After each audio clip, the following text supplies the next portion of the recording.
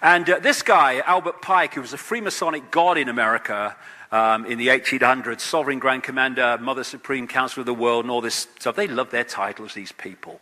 Pathetic. And he wrote this. This was in a book for Freemasons. Fictions are necessary to the people, and the truth becomes deadly to those who are not strong enough to contemplate it in all its brilliance. In fact, what can there be in common between the vile multitude and sublime wisdom? The truth must be kept secret, and the masses need a teaching proportional to their imperfect reason. That's what they do, is hoard the advanced knowledge and give us a fake version of reality. And Brzezinski talks about this area. He's been talking about this area for a long time. He calls it Eurasia. And he says that to control the world, in effect, in simple terms, you need to control Eurasia, this area of land that includes key places like Afghanistan, Iran, the places around the Caspian Sea, this great area of oil and gas reserves, like Georgia, where they've been having problems recently, Pakistan, and all this area, which so much of the world is now focusing on, is this area of the world going up into Russia. And Brzezinski seems to have a morbid genetic hatred of Russia for some reason, and that's what we're seeing.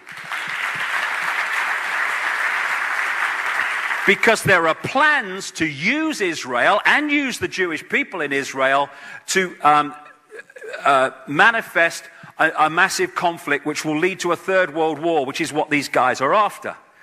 And Rahm Emanuel is the man who pulls the strings of Barack Obama, along with this guy, another Zionist, called David Axelrod. He was the guy that ran the whole of, masterminded the whole of the election campaign, both against Hillary Clinton and against John McCain. And it's Axelrod that is responsible for the words that appear on the teleprompter screens that Barack Obama reads. And he reads them so robot-like in terms of not having a thought in his head, that last week, maybe 10 days ago, he thanked himself for inviting everybody to a reception because someone else's speech was on the teleprompter instead of his by mistake. It was the Irish Prime Minister was there on St. Patrick's Day. There, people are starting to call him the teleprompter president. It's so bloody obvious. That's why he never looks ahead. It's right, left, because that's where the screens are. Hello, Barack, over here. Sorry, I'm reading. And this is why you're getting the policy of Obama saying Palestinian refugees belong to their own state and do not have a literal right to return to Israel. He's talking about the people who fled, 800,000 of them, at the time of the bombing Israel into existence in 1948, and have never allowed to come back to their own land. People forget about this. White phosphorus, pepper bombing, the most crowded piece of land on the planet, the Gaza Strip. We don't target civilians, we just bomb where they live. Unbelievable.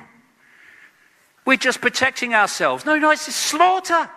And now I'm hearing, there's a lot of anti-Israeli sentiment. You know something? I have a way around that. Stop slaughtering innocent people from the sky, okay? End of story. And it'll go away. And this is important. This is important for what's planned to come.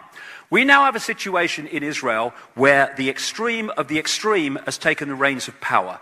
Benjamin Netanyahu, he's talked about, these are his words summarized, he wants a violent reoccupation of Gaza to liquidate its elected government. And he pledges to thwart the Iranian threat once and for all. He's now got this guy, Lieberman, as his foreign minister, and this man's so far right, he topples over, right? And he's got Barak as the defense minister in this new government, and he was defense minister that oversaw the pepper bombing of the Gaza Strip. And this is Martin van Creveld. He's a well-known historian in Israel, and this is what he said publicly. We possess several hundred atomic warheads and rockets and can launch them at targets in all directions, perhaps even at Rome. Most European capitals are targets for our Air Force. We have the capability to take the world down with us, and I can assure you that that will happen before Israel goes under. They have a policy of not saying if they've got nuclear weapons or they haven't. They just don't talk about it. And a guy called Mordecai Vanunu, a wonderful Israeli man, went to jail for, I think it was 18 years, for exposing the fact publicly that they did have nuclear weapons. And now we've got this thing, oh, Iran's going to have nuclear weapons. What? The idea, and we're seeing it almost complete now, from the start was to drive out the Palestinian people, not be at one with them, not share power with them, not share the land with them. The green bits are Palestinian land over the period of time up to the year 2000, and it's gone on since then, as illegal settlements are put in Palestinian land. And one of the people that lives in an illegal settlement is Lieberman. As an Australian newspaper said this week, he must be the only foreign minister in the world who doesn't actually live within the borders of his own country. And the Middle East policy in Obama's administration is by Bilderberg, George Mitchell, Bilderberg, Council on Foreign Relations, by the notorious little Kissinger, Richard Holbrooke, who played a major part in breaking up the former Yugoslavia in wars, etc., so it could be absorbed into NATO and the European Union, which it is being now. He's Bilderberg Group, Council on Foreign Relations, Trilateral Commission. He's now in charge of Pakistan-Afghanistan policy. And this man, who is an arch-Zionist called Dennis Ross, he's now in charge of Iran policy. What it's building to is an effort, and Brzezinski is behind this among many others, to create a conflict out of the Middle East, and in this area we're looking at, to bring about a third world war. And the third world war will be, and this was been written about in the past, that there were going to be 3 world wars to bring this new world order into being, a war that would finish off the superpowers and bring the whole world under the control of a world government, which will then dictate to every country. We have a responsibility to act. Bomb, bomb, bomb, why bomb Iran? Why bomb, bomb, why bomb Iran? Bomb, bomb, bomb, why bomb Iran? Bomb, bomb, bomb, why bomb Iran? Bomb, bomb, bomb, why bomb Iran? You got rockets and Russia, China, and the tanks bomb Iran. Bomb, bomb, why bomb Iran? Why bomb, bomb, why bomb Iran? Why bomb, bomb, why bomb Iran? Why bomb, bomb, why bomb Iran? Why bomb, bomb, why bomb Iran? You got rockets and Russia, China, and the tanks bomb Iran. Why bomb Iran? IAEA says no, no nukes there, but we're good to go. Bomb Iran, bomb Iran, bomb Iran. They got rockets and Russia, China, and the tanks bomb Iran. Bomb Iran, bomb Iran, bomb Iran, bomb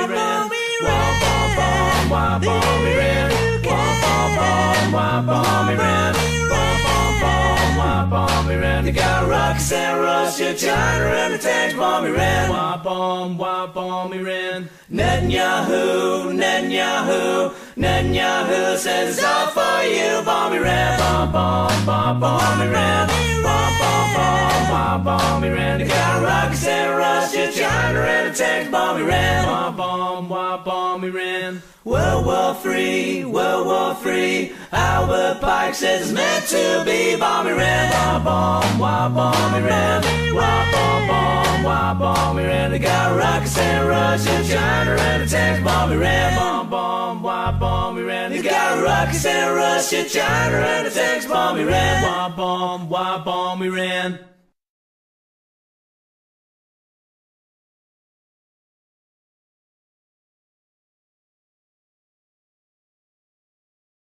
Rise like lions after slumber, in unvanquishable number. Shake your chains to earth like dew. which in sleep has fallen on you. Ye are many, they are few. When we figure that out, there goes their way of life.